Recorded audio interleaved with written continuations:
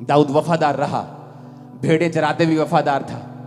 नहीं कंप्लेंट की परमेश्वर को कि प्रभु मुझे क्या फायदा तुझे मानने का, मेरे भाई तो ऐश करते हैं, तेरी पवित्रता में रहने का क्या फायदा, दूसरे तो ऐश करते हो, राजा की सेना में भी हैं, उनके ऊपर तो बरकत भी ज्यादा है।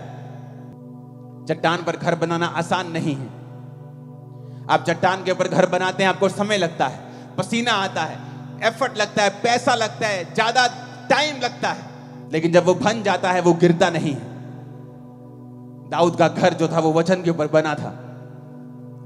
आप इज़राइल में बहुत कम राजा ऐसा देखेंगे कि जो अपने बुढ़ापे तक अपनी गद्दी पे बैठे रहे और कोई मार के उन्हें उठा नहीं पाया। दाऊद को कोई गद्दी से मार के उठा नहीं पाया, बल्कि वो बूढ़ा होके, कमजोर बूढ़ा जब हो गया, तब वो अपनी पूरी उम्र भोग कर परमेश्वर में सोया। जब परमेश्वर आपकी ओर देखता है, उसी गिदौन की तरह देखता है, उसी दाऊद की तरह देखता है। जब मेंटली अपसेट के अटैक होते थे और दुष्ट आत्मा मेरे पे जब अटैक करती थी, तो कोई दवाई काम नहीं आती थी, कोई काउंसलिंग साइकेट्रिस्ट की काम नहीं आती थी। रोता था मैं, करलाता था, दुखी होता था बहुत। फिर मैंने नशे करने शुरू कर दिए एक्सट्रीम, और मैं परमेश्वर को जानता नहीं था,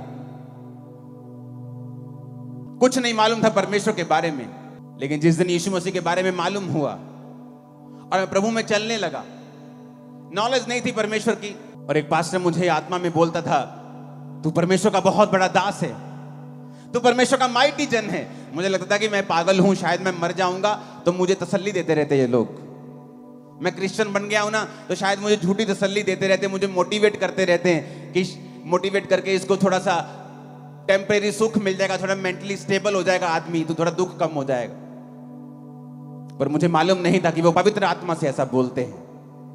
मुझे मालूम नहीं कि परमेश्वर उसी तरह मुझे देख रहा है जिस तरह वो गिदौन को देखता था। मुझे वो उसी तरह से देख रहा है जिस तरह वो अपने लोगों को, अपने पतरस को, जिस तरह से पौलुस को वो देखता था, जिस तरह वो दाऊद को देखता था, कि मैं सबसे छोटे को चुन लूंगा, सबसे कमजोर को चुन लूंगा, मैं सबसे तुच्छ को, सबसे गरीब को, सबसे रिजेक्टेड को चुन लूंगा, ताकि जो अपने आप को बड़ा समझते उनको शर्मिंदा कर दूं। कभी नहीं सोचा था कि इतने लाखों लोगों में कभी प्रचार किया करूंगा, क्योंकि मैं कलीसिया में फ्रंट पे भी जब बैठता था तो अपने मुंह को नीचे करता था कि ताकि मेरे को कोई देखे ना। पीछे से मैं सबसे आगे जाके बैठता था ताकि लोग मुझे, मेरे फेस को देखे ना। मुझे इतने अटैक्स, इतनी शर्म, इतनी हिचक होती थी, मैं बैठ भी नहीं पाता था प्रभु की हजूरी में। नहीं तो अगर मैं अच्छा होता तो बोलता, प्रभु मैं कंप्यूटर इंजीनियर था इसलिए तूने मुझे चुन लिया। इसलिए मैं आज कहता हूं कि मैं सबसे तुच्छ था, सबसे कमजोर था, और परमेश्वर ने मुझे चुना, और यही वो प्लान आपके लिए रख के बैठा है, आपको उसके पीछे चलना है। मुझे याद है 2004 में जब मैं परमेश्वर में आया, उसके बाद मेरी लाइफ में मैंने ऐसी कोई गलती नहीं की, किसी लड़की के साथ कोई संबंध नहीं रखा, कोई शराब नहीं पी, कोई नशा नहीं किया। बपतिस्मा लेने के बाद सब कुछ छोड़ दिया, परमेश्वर के पीछे चलने लगा। एक अच्छा बिजनेसमैन था, अपने घर में काम, अपने बिजनेस में काम करके, अपने घर पे काम करके शाम को चर्च जाया करता था, भरोसा रखता था परमेश्वर के ऊपर। मेरे साथी बहुत से थे जो गुनाहों में थे, जो पाप में थे, चर्च में आत्मा में भरते, एक्टिंग भी करते थे, और बाद में वो लड़कियों के साथ में विचार भी करते थे। ऐसे भी थे, बहुत से थे। पर आज उनकी जिंदगियां आम जिंदगियां हैं, और मेरी जिंदगी आज आम नहीं है, सब लोग जानते हैं। कारण क्या है? कारण मैं खास था ये नहीं, कारण ये है कि मैंने परमेश्वर के वचन को तोड़ा नहीं। मैं उसके वचन की कीमत को जानता था कि अगर परमेश्वर ने मुझे तुच्छ के रूप में चुना है तो मुझे समय लगेगा, मुझे प्रभु के पीछे चलना पड़ेगा, विश्वास रखना पड़ेगा, ताकि वो मुझे वैसा बना सके जैसा वो सोचता है। वो आपका प्रेमी परमेश्वर है। आप प्रभु को अपना जीवन देके देखो, वो दुनिया से लड़ लेगा आप लोगों के लिए, दुनिया झुका देगा आप लोगों के लिए, मैं आपको बता रहा हूं। और सब बातें मिलकर भलाई को पैदा करती हैं जो यीशु से प्रेम रखते हैं। मैं शुरू से परमेश्वर को देखना चाहता था। जब मैं मसीह में नहीं था तब भी मेरे को एक परमेश्वर की ललक होती थी कि मैं परमेश्वर को देखना चाहता हूं, वो कौन है, कैसा दिखता है, क्या है।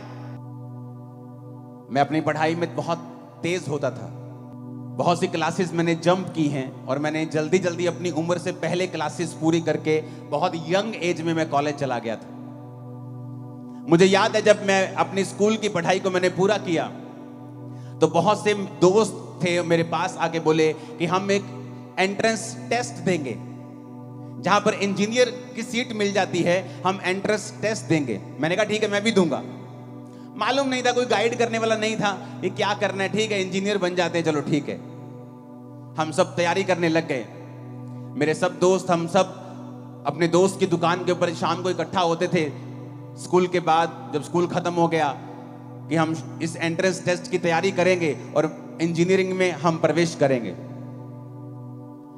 तो एक दिन जब मैं अपने दोस्त की दुकान के ऊपर था, तो उसके पिताजी ने मुझे बुलाया और उसके पिताजी ने मुझसे कहा, बेटा तू जानता है कि बड़े कॉम्पिटिटिव एग्जाम है, ये बहुत कम लोगों का नंबर लगता है, इसमें बड़ी कंपटीशन है आजकल, तो बेटा तू अपने घर में तैयारी किया कर। क्योंकि जो मेरा दोस्त था, उसका बड़ा भाई उस कॉम्पिटिटिव एग्जाम को एक बार दे चुका था, उसका क्लियर नहीं हुआ था और वो मेरी भी तैयारी करवाता था। तो मुझे कभी गुस्सा नहीं लगा, शुरू से मेरी आदत ये थी, मुझे मालूम था कि जो खुदाबंद मेरे साथ परमेश्वर करेगा वो अच्छा ही करेगा। मैंने कहा ठीक है अंकल, कोई बात नहीं।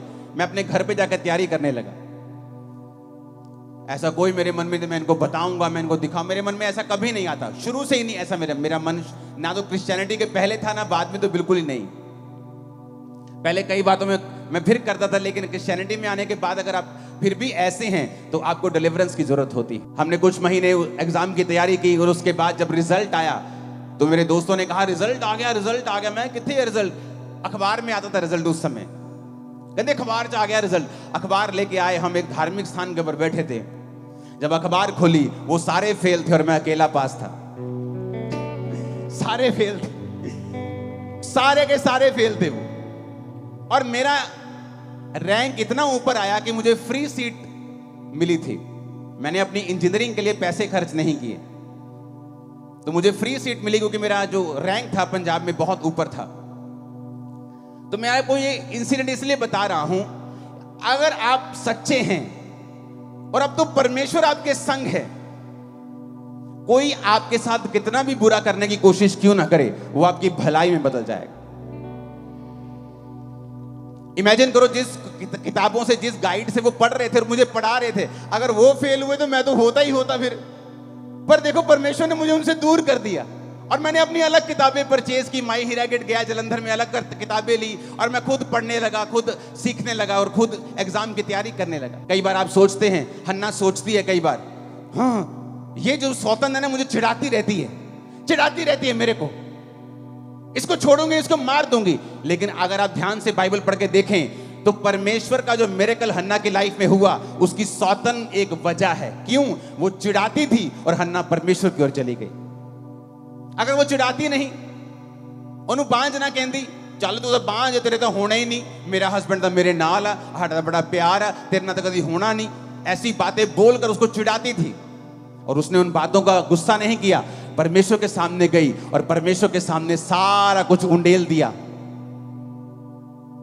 गुस्सा मत कर जब लोग आपके खिलाफ बोले, अरे भाई वो आपकी पीआर है, वो आपको मशहूर कर रहे, जो आप पहले नहीं कर पा रहे थे अब आप और कर पा रहे हैं, उनकी वजह से थैंक्स करो उनका। पहले इतना बड़ा पंडाल कभी नहीं लगा अमृतसर में, थैंक्स करो। वो तो मशहूरी करने वाले फ्री के, कि आप चर्च के पैसे को जरूर मशहूर करने में लगाएंगे, लोगों को करने दो, आसान हो जाएगा आपका काम। आपके विरोधी आपके लिए ही काम करने लगते हैं जब आप प्रभु से प्यार करने लगते हैं। वो इनडायरेक्टली आपको फायदा देने लगते हैं, आपके लिए ही काम करते हैं दिन रात आपका नाम ले लेकर, क्योंकि परमेश्वर आपके संग है। सब बातें मिलकर भलाई को पैदा करती हैं। रोमियो 8 उसकी 28 आयत में लिखा है, रोमियो 8 उसकी 28 आयत, हम जानते हैं कि जो लोग प्रभु से प्रेम रखते हैं उनके लिए सब बातें मिलकर भलाई ही को उत्पन्न करती हैं, अर्थात उन्हीं के लिए जो उसकी इच्छा के अनुसार बुलाए गए हैं। आप कई बार दुखी हो जाते हैं कि प्रभु ये मेरे 3 दोस्तों ने मुझे त्याग दिया। अरे उसने इसलिए त्याग दिया शायद कि तू परमेश्वर से प्रार्थना कर सके, तू प्रभु के करीब जा सके। लेकिन हम अपने जीवन के आसपास की घटनाओं को कैप्चर करने में और उनको आत्मिक रीति के साथ समझने में फेल हो जाते हैं, और जो पास हो जाते हैं, जो समझ जाते हैं कि मेरे जीवन में अगर यह घटना हुई है, इसका आत्मिक कारण क्या है। 2017 में बहुत क्रूसेड्स जब होते थे, 2017 की बात है ये, 17, 18, 19 लगातार हुआ करते थे। एक महीने में 18 बड़ी मीटिंग्स हुआ करती थी, मुझे याद है। और लोग पूछते थे ऐसा क्या आप करते हो कि आपके हर क्रूसेड पे, भी तो 10 दिन पहले क्रूसेड हुआ, अभी फिर लाखों लोग बैठे हैं, अभी फिर 15 दिन हुआ, अभी फिर लाखों, ऐसा क्या कर रहे हो आप? मैंने कहा मैं कुछ नहीं कर रहा हूं,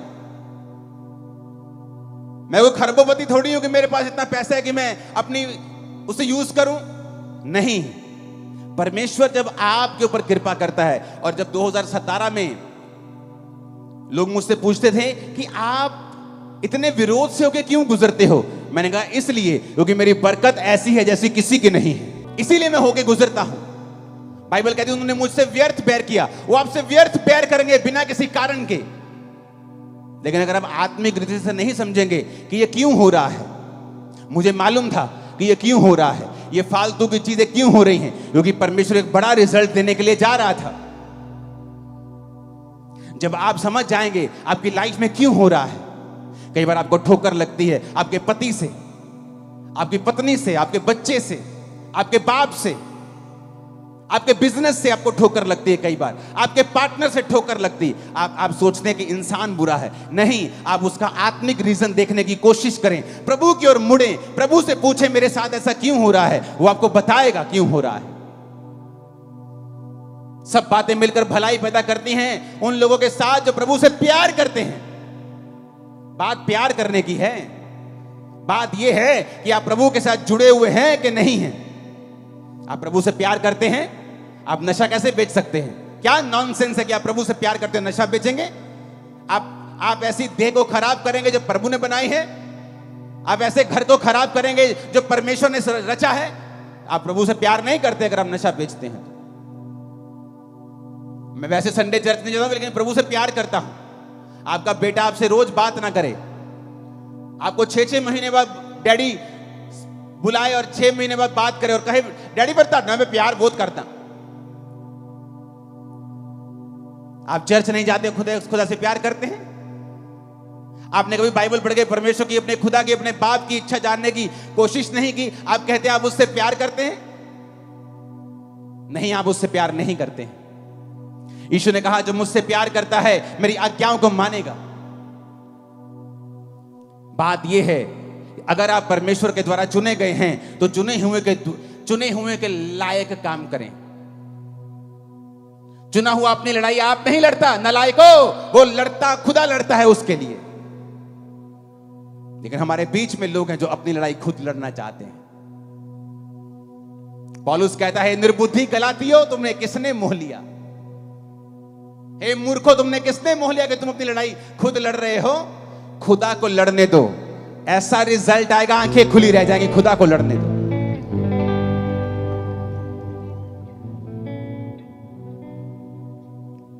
मैं जानता हूं कि परमेश्वर आपसे प्यार करता है। आप मेरे ही भाई, मेरे ही बहन हैं, क्योंकि प्रभु आपको मेरी तरह ही ऊंचा करने वाला है। मैं जानता हूं। आप बोलोगे इतना हो सकता है, आप उससे कहीं अधिक ऊंचे हो सकते हैं। खुदा कुछ भी कर सकता है, वो किसी का पक्षपात नहीं करता है। आप चले तो सही परमेश्वर में, आप उसकी योजना में यकीन तो रखें, आप प्रभु की ओर मुड़े तो सही।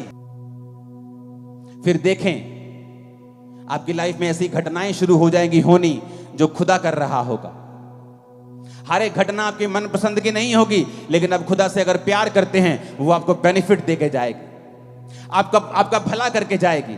सब बातें मिलकर भलाई को पैदा करती है। सब बातें, सब अपने पड़ोसी को बोलो, सब बातें ऊंची आवाज में, नहीं ऐसे नहीं, 7 बार बोलो, अलग अलग पड़ोसी को बोलो सारियां गल्ला, सब बातें बोलो पड़ोसी को। पूछो पड़ोसी को, बोलो कुछ बातें कि सब बातें? पूछो सब बातें कि कुछ बातें? कहता सब बातें। अगर तू खुदा से प्यार करता है और शैतान ने तेरा कुछ नुकसान करने की कोशिश की है, वो भी तेरी भलाई में बदल दूंगा, तेरी चंगाई में बदल दूंगा, तेरी बरकत में बदल दूंगा, तेरी मशहूरी में, तेरी ऊंचाई में बदल दूंगा उस नीचाई को। उसने ये नहीं कहा कुछ बातें, कि जब तू खुदा से प्यार करेगा 99% बातें तेरी भलाई पैदा करेंगी, लेकिन 1% अटैक होगा, ऐसा नहीं लिखा है। कहता सब बातें मिलकर भलाई पैदा करेंगे। सब बातें, आपके साथ जो भी हो रहा है आज के बाद, अगर आप खुदा में आ गए, आज जीवन दे दिया खुदा को, खुदा आज से मैं तेरा हूं, ये भविष्यवाणी वचन के अनुसार कर रहा हूं, तुम्हारी जिंदगी में होने वाली हर घटना तुम्हें फायदा देके जाएगी। 7 आमीन चाहिए अलग अलग हाथों को हिला के।